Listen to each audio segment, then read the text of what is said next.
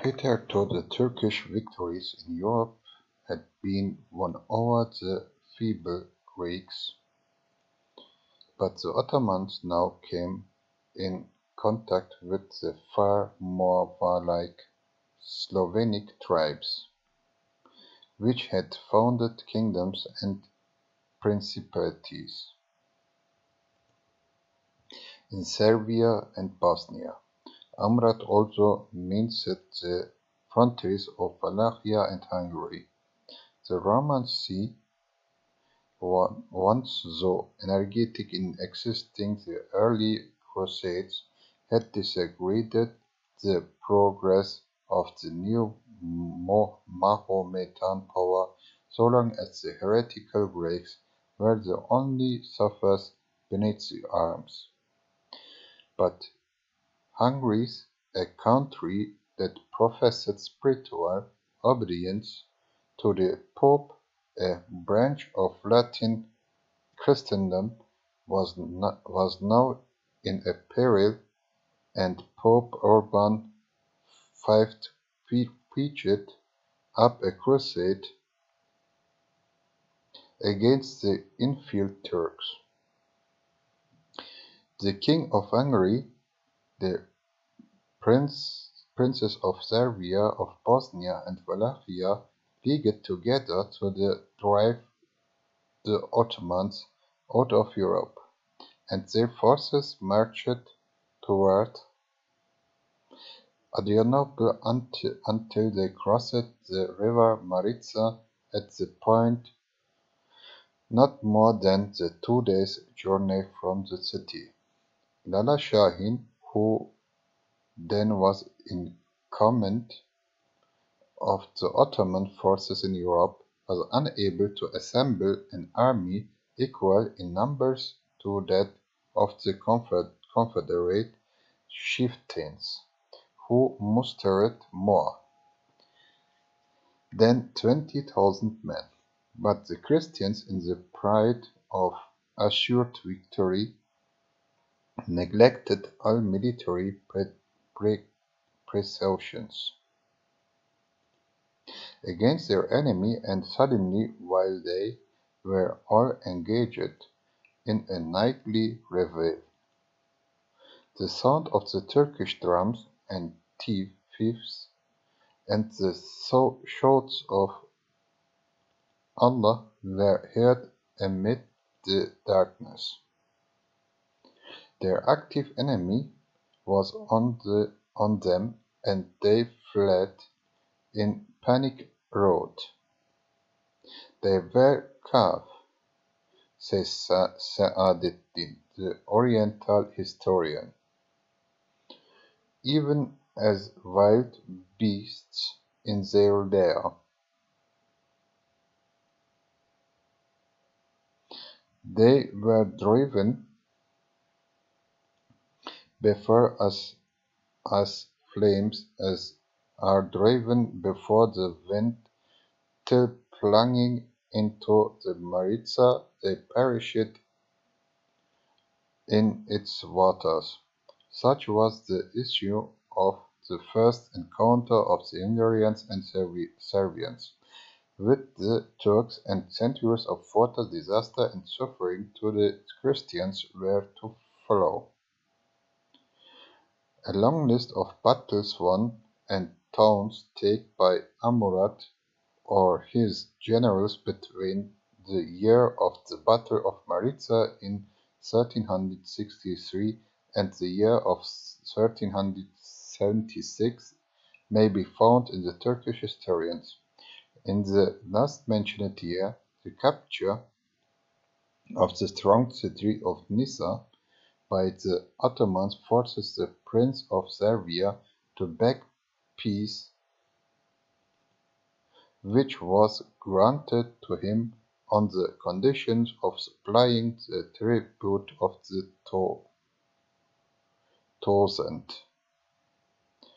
All the European nations have borrowed their military music from the Turks. See Van Hammer supplement.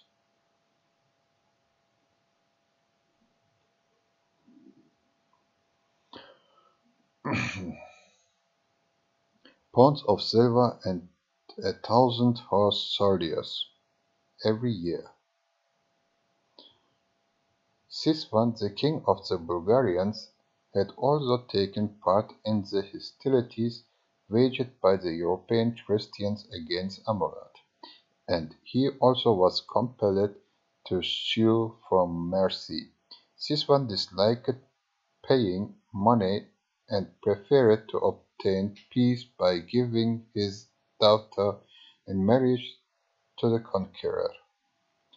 Amurath now rested from warfare for 6 years, during which time he employed himself unremittingly in the internal affairs of his state. He improved the organization of his military force and completed the feudal system by which grants of land in each conquered country were made to Mahometans on condition that each district so granted should supply one or more Sipahis or armed horsemen.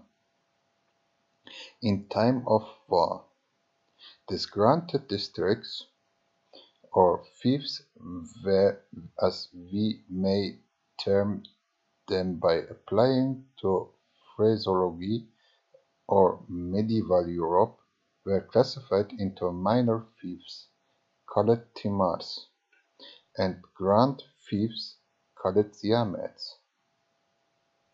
We shall revert hereafter to the consideration of the effect of these feudal institutions both on the conquering and the conquered races.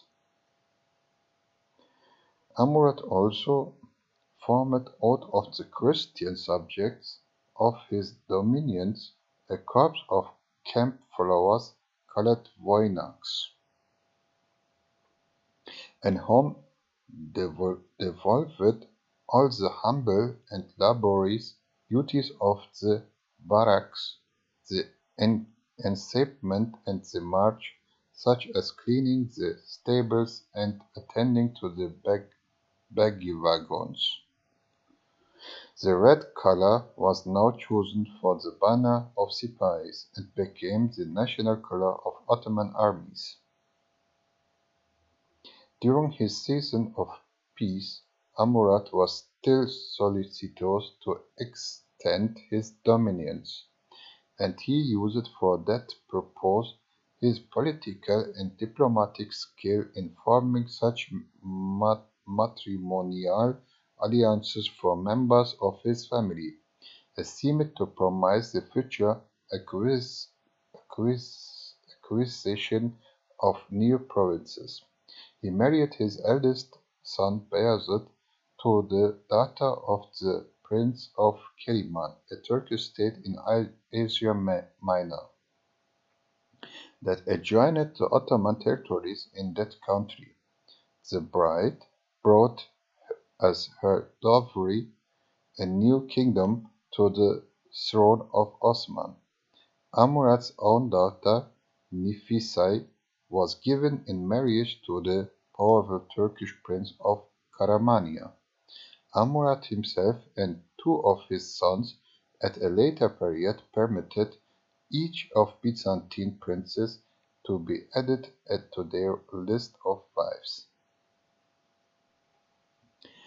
Ever since the capture of Adrianople, the Greek emperor had clinged to the Ottoman sovereign and sought eagerly to keep up such treaties with his infidel neighbor as would promise him a quiet reign.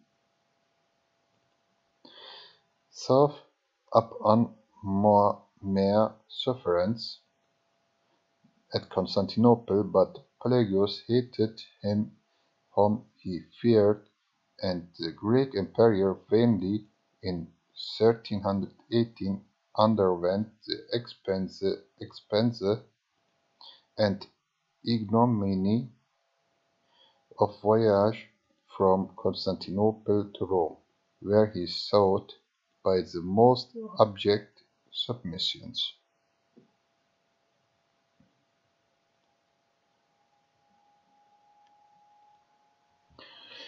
To the papacy of obtain a new crusade by the Frankish kings of Christendom against the Mahometan invaders of the eastern region interior at the Vrat, which this attempt was likely to excite in Amurath. Pelagius sent his third son Theodorus to the Ottoman court with a humble request that he might be allowed to serve in the ranks of the Turkish army. This servile humility allayed the anger of Amurath. Andronicus, another son of Greek emperor, formed about the same time a friendship with Prince Saouji, Amurath's eldest son.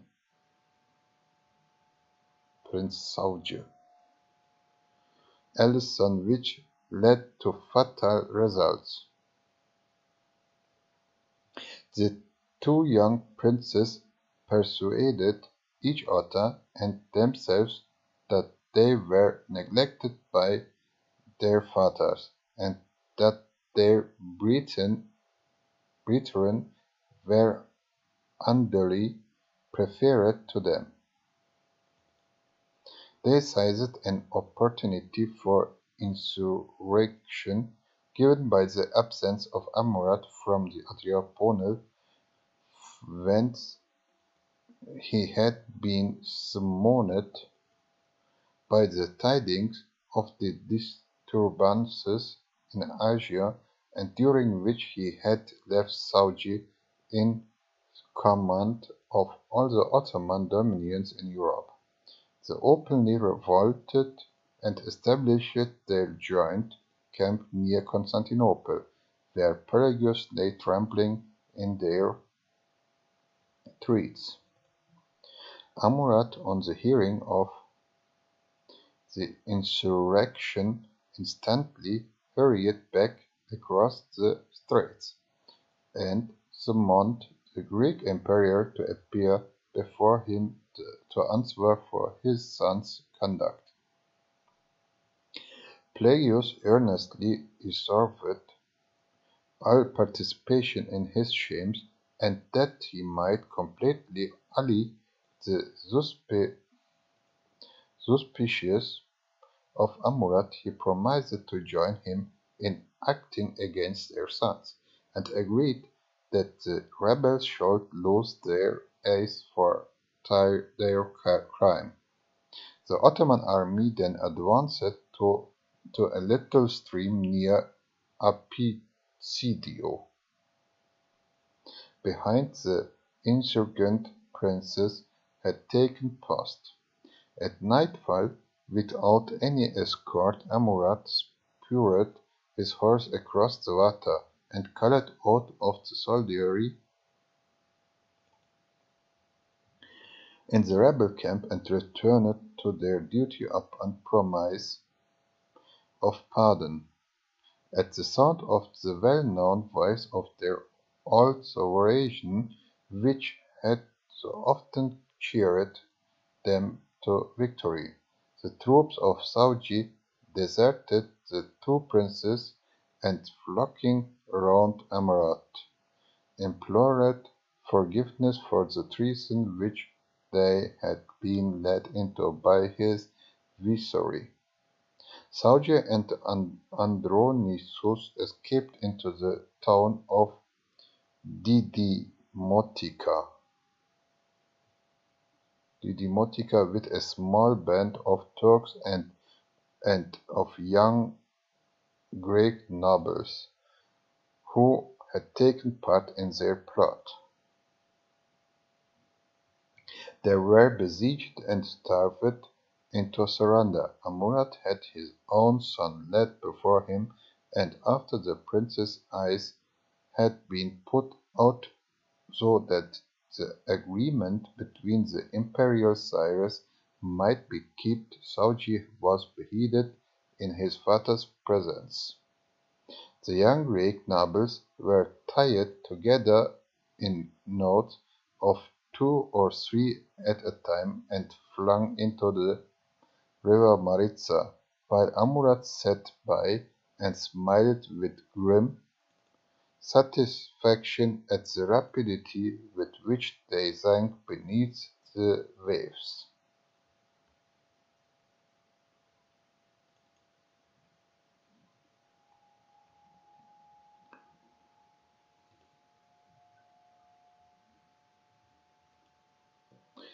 Having found the fathers of some of the youthful rebels, he made them kill their children with their own hands.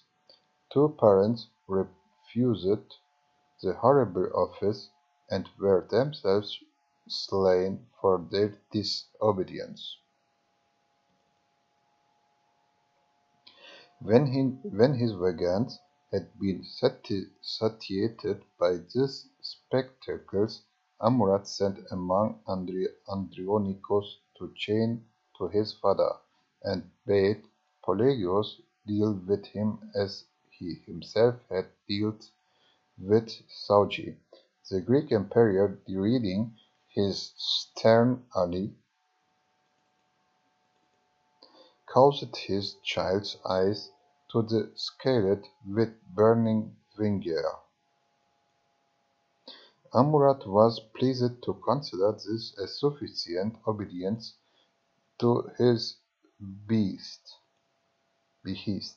and did not take notice that Andronicus' life was spared, or that his horrid punishment of blinding was so imperfectly performed so as to leave the wretched prisoner some faint power of vision.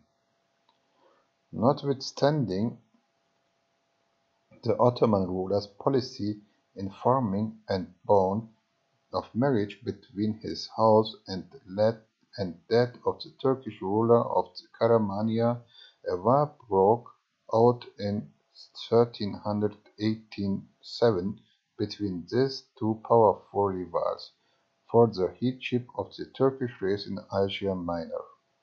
A great battle was fought between them at Iconium, in which the valor of Prince Bayezid and the side of the Ottoman was particularly signalized. He is said by the lightning-like rapidity and violence of his charge upon the enemy on that day to have acquired the surname of Yıldırım, or the lightning, by which he is known in history. It is an appellation that will remind the classical reader of the Ptolemaic Cranaeus of the Great Macedonian era, and still more appropriately Hamiliar Barcas, the father of the great Hannibal.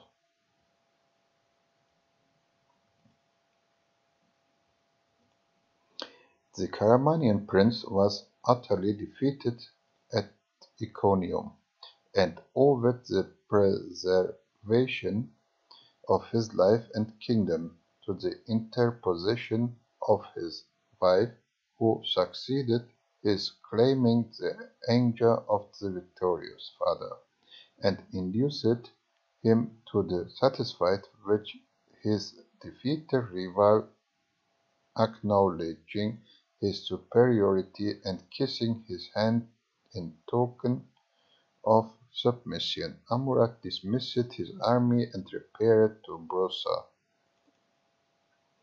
where he hoped to enjoy a period of repose. He refused to be roused again by the temptation of conquering and annexing the little independent territory of Tekke that lay near the Asiatic dominions. One of his generals advised an expedition against the place, but Amurath rejected the proposal with disdain. "The Prince of Tekke," said he, "is too poor and feeble. I should feel ashamed in making war on him. A lion does not hunt flies." But the old lion was soon roused from his rest to encounter far more formidable foes, who were leagued together to steer his European conquests from his grasp.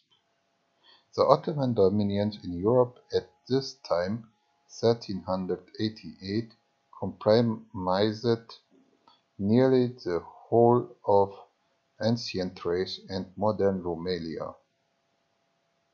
Some important acquisitions beyond the boundary of this province had also been effected, and conquerors pursued the system of planting colonies of Turks and Arabs from Asia to the conquered districts, while they removed large portions of the old population. By this end, their custom of recruiting their initiates from the flower of the Christian children, they excited the alarm of the neighboring Christian states, who saw a fierce race alien to them in blood and greed thus taking root on their frontier and organizing the resources of this subdued country for future military enterprises.